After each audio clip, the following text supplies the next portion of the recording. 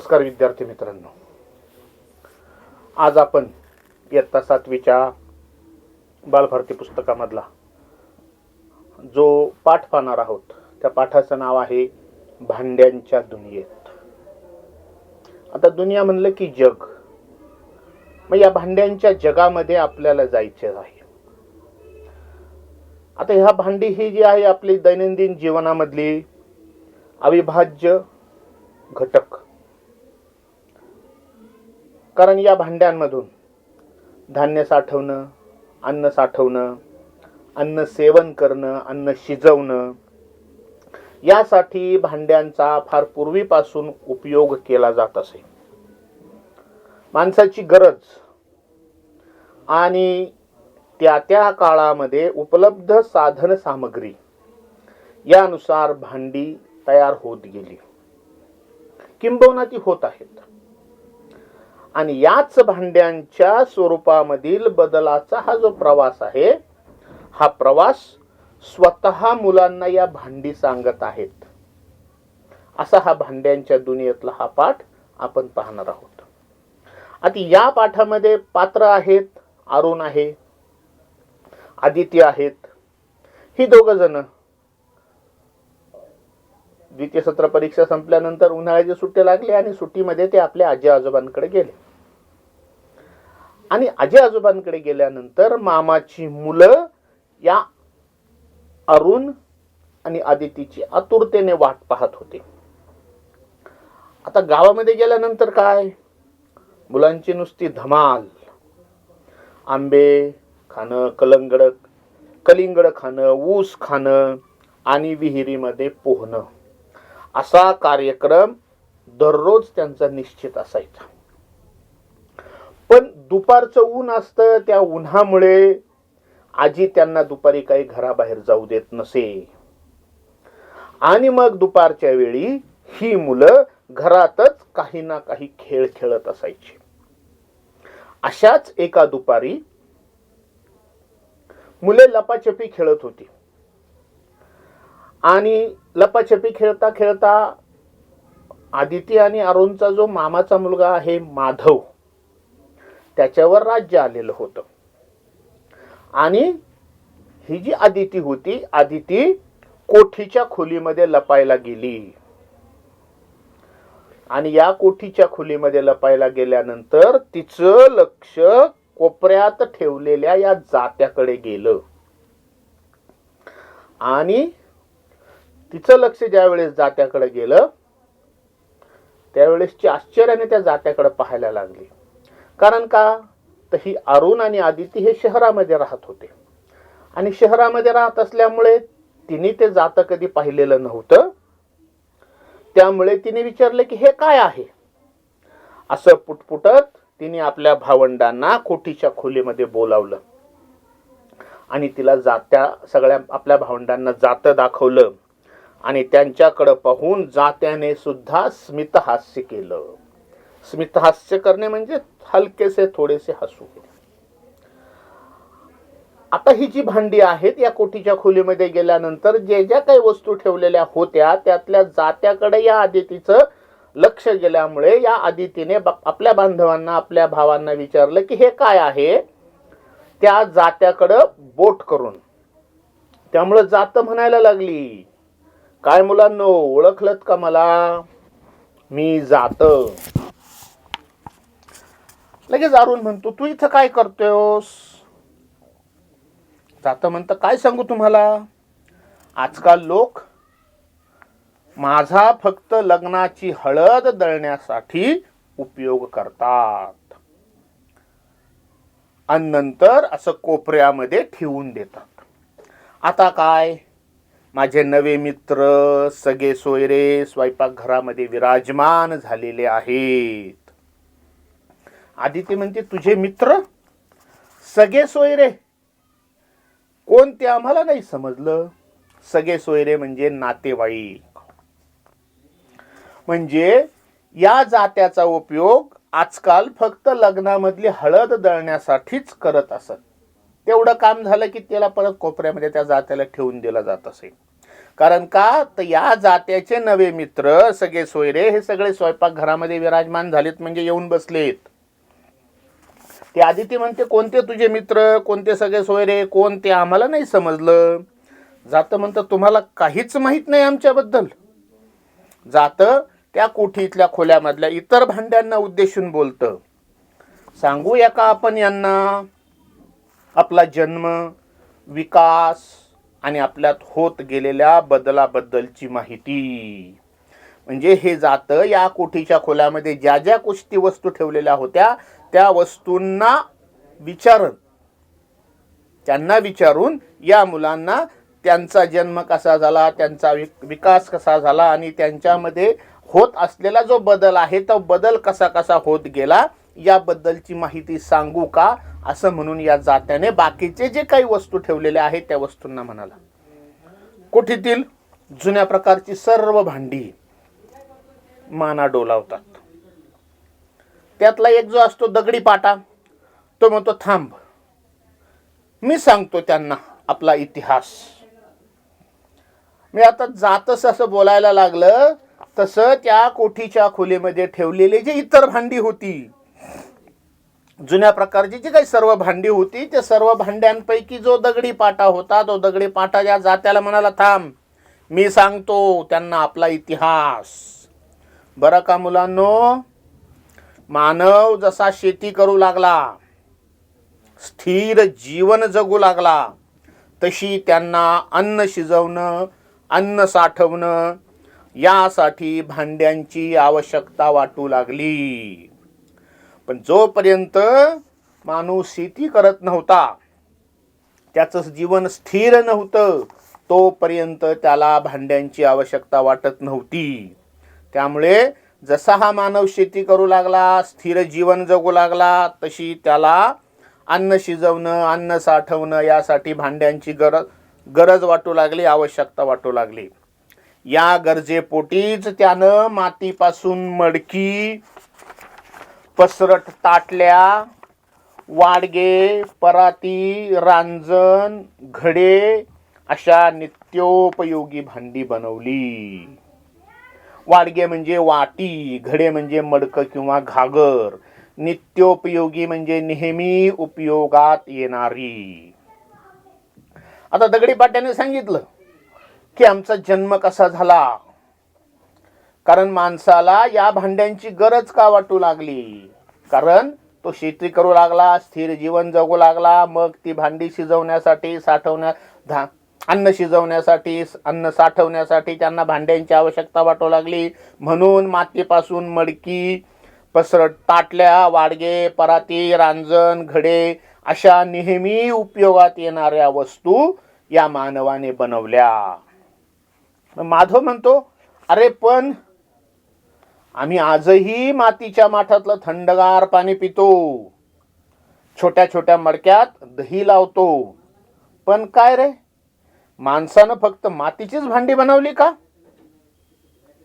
माधव त्या दगडी पाट्याला विचारतोय की जरी तू म्हणत असलास की मानवाने मातीपासून मडकी, जी पसरट भांडी, ताटल्या, वाडगे, पराती, रांजण, घडे या सगळ्या वस्तू बनवल्या असल्या तरी आजही आम्ही मातीच्या माठातलं थंडगार पाणी पितो, छोट्या छोट्या मडक्यामध्ये दही लावतो, पण काय रे, माणसानं फक्त मातीचीच भांडी बनवली का? ती सुरई लगेच म्हणते, नाही, तसं नाही. मातीच्या भांड्याबरोबर दगडी, लाकडी, चामड्याची भांडीही मानवानं तयार केली. तुम्ही चामडी, बुदलं, वाळलेल्या भोपळ्यापासून बनवलेले तुंबे कधी पाहिले आहेत का? ती सुरई लगेच त्या माधवला म्हणते की फक्त मातीची भांडी बनवली नाहीत, तर मातीच्या भांड्यांबरोबर दगडी भांडी, लाकडी भांडी, चामड्याची भांडी सुद्धा मानवाने तयार केली.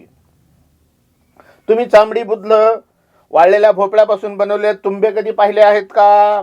मंदा लगेच म्हणते, हो हो, मी आंतरजालावर अशा भांड्यांची खूप चित्र पाहिली आहेत.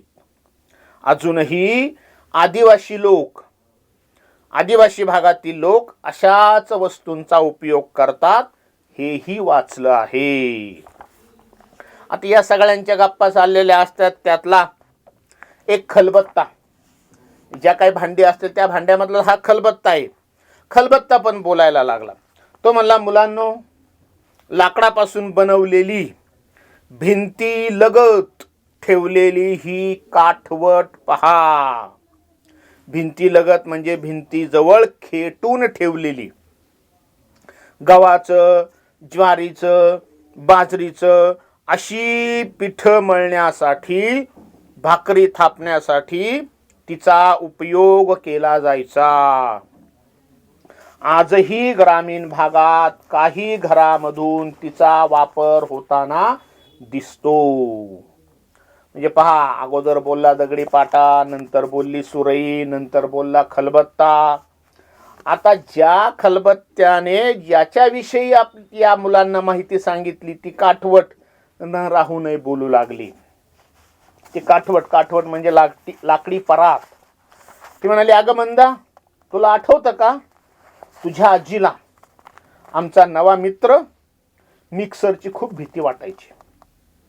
दाण्याचा कूट, मिरच्या, हळद, धने असे काही बाही कुटण्यासाठी उखळ, मुसळ, दगडी खल किंवा हा खलबत्ता आजी वापरायची. पाटा वरवंटाई वापरायची.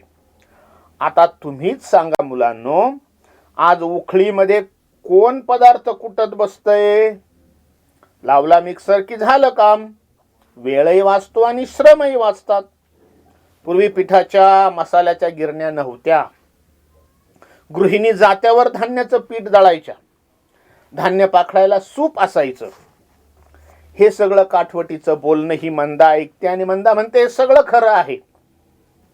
पण आज ही सर्व कामं करायला वेळ कोणाकडे आहे?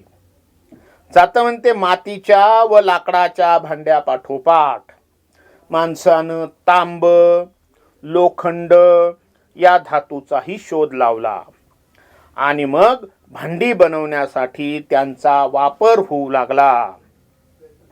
पण या धातूंच्या शोधामुळे भांडी संस्कृती अधिक प्रगल्भ आणि विकसित होत गेली बरं का. भांडी संस्कृती म्हणजे भांड्यांची परंपरा. प्रगल्भ म्हणजे परिपक्व किंवा जाणकार. म्हणजे या सगळ्या गोष्टी सांगता सांगता जातं म्हणायला लागलं या मुलांना की मानवाने मातीच्या, लाकडाच्या भांड्या पाठोपाठ तांब, लोखंड या धातूचा शोध लावला आणि मग भांडी बनवण्यासाठी त्यांचा वापर होऊ लागला. पण या धातूच्या शोधामुळेच भांडी संस्कृती अधिक प्रगल्भ आणि विकसित होत गेली बरं का. अरुण लगेच म्हणतो, म्हणजे फक्त भांडी बनवण्यासाठी या धातूचा खूप उपयोग होऊ लागला असंच तुला म्हणायचंय का? पण जाते भाऊ, आम्ही लोखंड आणि तांब या धातूच्या भांड्याबरोबर चांदीची देखील भांडी पाहिलेली आहेत. हा अरुण लगेच जात्याला म्हणतोय की तू फक्त भांडी बनवण्यासाठीच या धातूंचा उपयोग व्हायला लागलाय असं तुला म्हणायचंय का? तर हा अरुण म्हणतो की लोखंड आणि तांब्याबरोबर आम्ही चांदीची सुद्धा भांडी पाहिलेली आहेत. जातं म्हणते पलंग, खुर्ची, टेबल, कपाट, दारं, खिडक्या, मोठे दरवाजे यासारख्या लोखंडापासून तयार होणाऱ्या वस्तू तुम्ही पाहिलेल्या आहेत. त्याचबरोबर स्वयंपाकासाठी लोखंडी कढई, तवा यासारख्या भांड्यांचा वापर होतानाही तुम्ही पाहिलेला आहे. तांब आणि लोखंड या धातूंच्या जोडीला चांदी, शिस या धातूंचाही वापर सुरू झाला. धातूंच्या पाठोपाठ काचेपासून वस्तू बनू लागल्या. तांब आणि चांदीला पर्याय म्हणून संमिश्र धातू, संमिश्र म्हणजे मिश्रण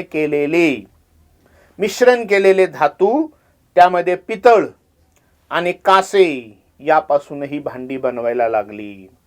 म्हणजे पहा, या भांड्यांचा जन्म जरी मातीपासून झालेला असला, सुरुवातीला मानवाने जरी मातीपासून जी काही भांडी बनवली असली तरी सुद्धा जसा जसा धातूंचा शोध लागला, त्या धातूंचा शोध लागल्यामुळे त्या धातूपासूनही यांनी भांडी बनवली. पण नुसती भांडीच बनवली नाही, तर पलंग आहे, खुर्च्या आहे, खिडक्या आहेत, मोठे दरवाजे आहेत, कपाट आहेत, टेबल आहेत, यासारखी सुद्धा वस्तू या धातूपासून त्यांनी बनवलेल्या आहेत. जसं या धातूंपासून बनवलंय तसंच तांब आणि चांदीला पर्याय म्हणून संमिश्र धातू, त्यामध्ये पितळ आणि कास यापासूनही भांडी बनवली जाऊ लागली. त्यातला प्रशांत म्हणतोय, मग स्टेनलेस स्टीलची भांडी वापरात कधी आली? सुरे म्हणते, पितळी आणि ॲल्युमिनियम, पितळी व तांब्यांच्या भांड्यांची जागा, म्हणजे धातू जो बनवला त्या धातूमधून ती पितळ आणि तांब यांची जागा ॲल्युमिनियम आणि हिंडालियम आणि स्टेनलेस स्टीलच्या भांड्यांनी घेतली. सध्या सगळीकडे स्टेनलेस स्टीलची भांडी बघायला मिळतात. जातं म्हणतं, पूर्वी आंघोळीसाठी घंगाळ, पाणी तापवायला बंब, पाणी साठवायला कळशी, घागर, तपेले, हंडा असायचा. पण आता सर्रास प्लास्टिकच्या बादल्या आणि टब दिसतात. सर्रास म्हणजे सहज. अरुण म्हणतो, काय रे जाते भाऊ? जेवणाच्या पंक्तीत ताट म्हणून केळीची पानं, पत्रावळी, तसेच वाट्यासाठी द्रोण असायचे. हात धुवायला तस्त असायचं, होय ना? मग अरुण त्या जात्याला विचारतो की जेवणाच्या पूर्वी पंक्तीमध्ये, पूर्वी पंगत म्हणजे ओळ, जेवणासाठी जी रांगेने बसतात त्याला म्हणायची पंगत. या जेवणाच्या पंक्तीमध्ये, जेवणाच्या ओळीमध्ये ताट म्हणून केळीची पानं, पत्रावळी, तसेच वाट्यांसाठी द्रोण असायचे. हात धुवायला तस्त असायचं, होय ना? जातं म्हणते, अरुण तुला बरंच माहिती आहे की. गाई म्हशींच्या दुधासाठी कासंडी किंवा चरवी, ताकासाठी कावळा, लोण्याचा वाडगा, तुपाची बुधली, बुडकुली, ओगराळी, पळी, तसराळी, कुंडा अशा कितीतरी नावांची भांडी स्वयंपाकघरामध्ये वावरत असायची. आता स्वयंपाकघरात गॅसची शेगडी वापरत असल्यामुळे चूल आणि त्यावर स्वयंपाक करण्याचं प्रमाणही कमी होत आहे. म्हणजे पहा, जसा जसा बदल होत गेला यामध्ये फरक, या भांड्यांच्या याच्यामध्ये जसं जसा संस्कृतीमध्ये बदल होत होता, वेगवेगळ्या प्रकारच्या धातूची भांडी तयार व्हायला लागली, तसं तसं जुनं ते परत सगळं आडगळीला पडायला लागलं. मग मंदा म्हणते, पण या काळामध्ये मातीपासून तयार होणारी भांडी बंद झाली का? उखळ म्हणतं, नाही, तसं नाही. या धातूंच्या शोधामुळे मातीचं भांडी बनवणं बंद झालं असं मुळीच नाही. उलट आज भांडी तयार करण्यासाठी माती वापरण्याची परंपरा म्हणजेच भांडी संस्कृतीचा पाया मानला जातो. म्हणजे आतापर्यंत जी काही वेगवेगळ्या धातूंचा शोध लागला, वेगवेगळ्या धातूंची भांडी बनवली गेली, त्यामुळे पूर्वी पहिल्यांदा ज्या वेळेस मातीची भांडी बनवली, ती मातीची भांडी बनवणं बंद न होता भांडी तयार करण्याकरता माती वापरण्याची परंपरा जणू काही या भांडी संस्कृतीचा पायाच मानला जातो. जातं म्हणते, आज मोठ्या प्रमाणावर चिनी माती किंवा सिरॅमिक्स यांचा वापर करून वेगवेगळी भांडी आणि वस्तू तयार होत असतात. म्हणजे एवढी जरी भांडी होत असली तयार वेगवेगळ्या धातूंची, तरी सुद्धा जातं काय म्हणतं की आज मोठ्या प्रमाणावर चिनी माती किंवा सिरॅमिक्स यांचा वापर करून विविध भांडी व वस्तू तयार होत असतात. झाकणाच्या भांड्यांचा प्रसार झाला. किटलीचा रंग, त्याचा आकार त्यावरील नक्षीकाम, तसंच रत्नजडित सुरया अशा कलात्मक गोष्टी भांड्यांमध्ये येऊ लागल्या.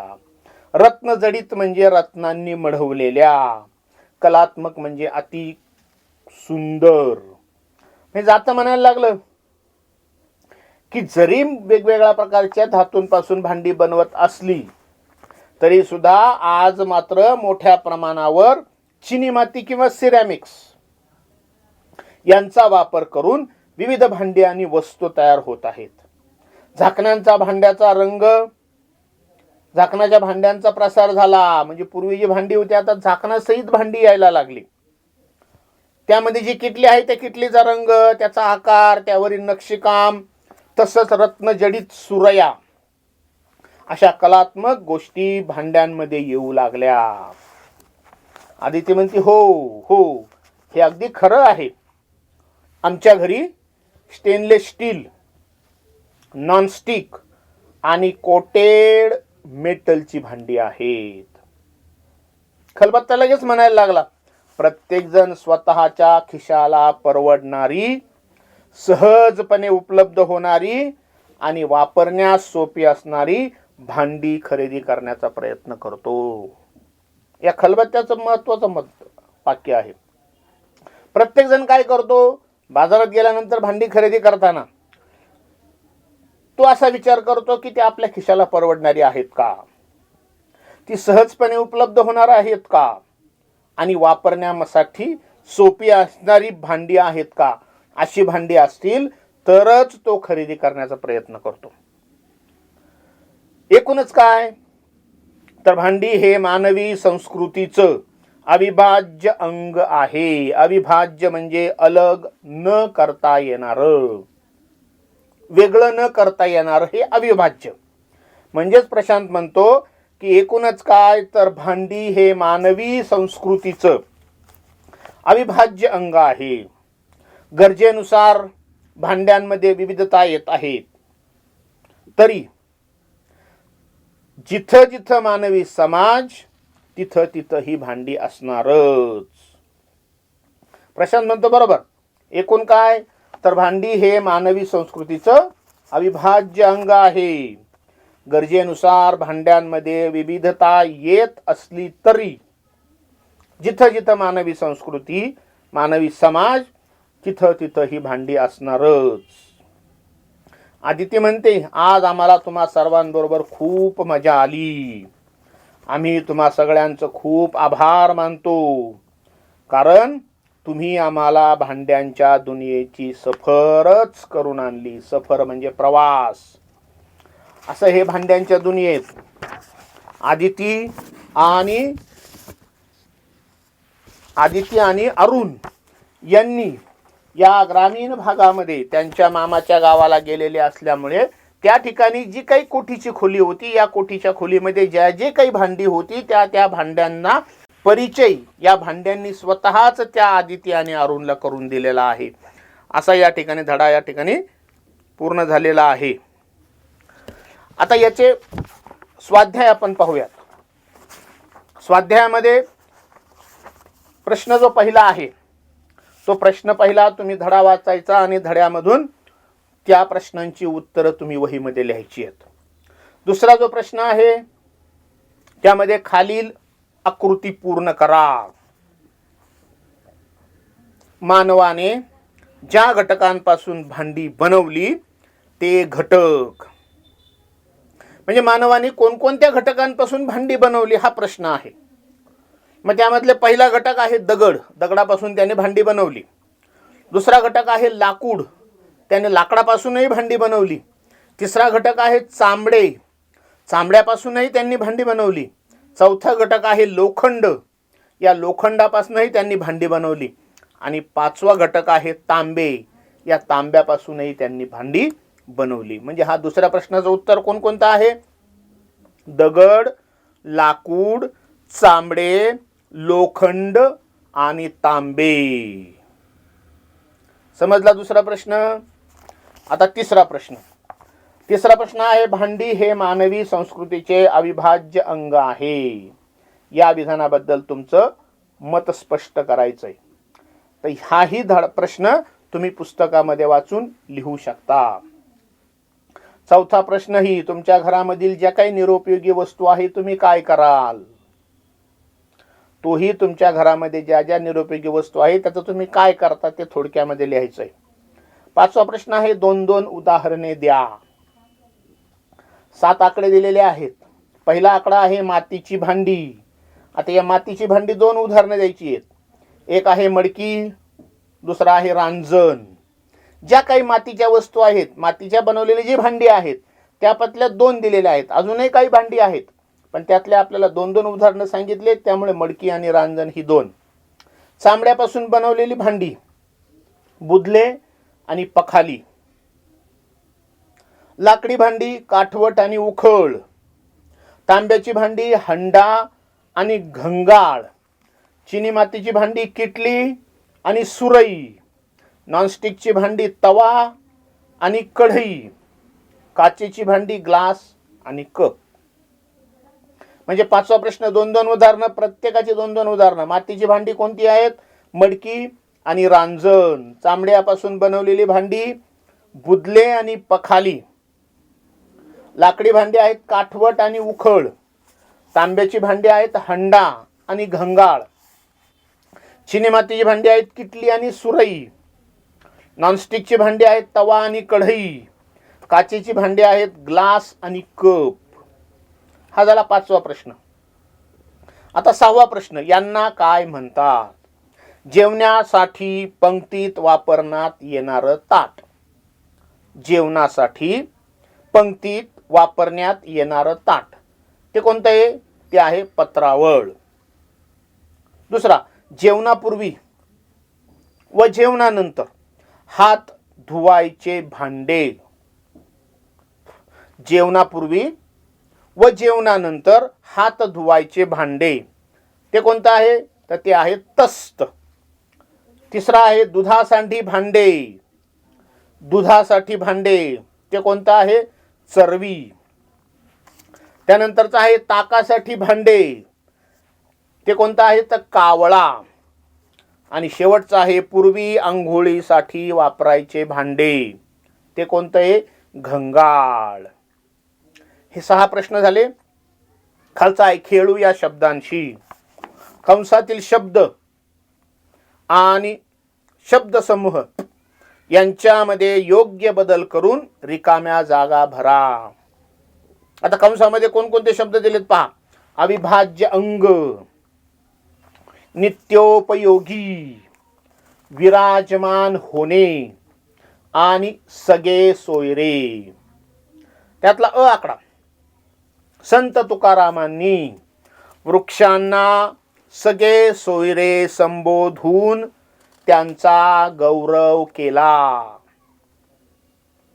आकडा नित्योपयोगी वस्तू जपून व व्यवस्थित ठेवाव्यात. तिसरा आकडा, आज शाळेतील ज्येष्ठ शिक्षक मुख्याध्यापक पदावर विराजमान झाले. आणि चौथा आहे कुटुंब हे मानवी जीवनाचं अविभाज्य अंग आहे. समजलं खेळू या शब्दांशी? या ठिकाणी हा भांड्यांच्या दुनियेत हा 10 पाठ आपला संपलेला आहे. पुढच्या याच्यामध्ये पुढच्या तासाला आपण पुढचा जो पाठ आहे थोरांची ओळख डॉक्टर खानखोजे यांचा पाठ आपण पाहणार आहोत. धन्यवाद.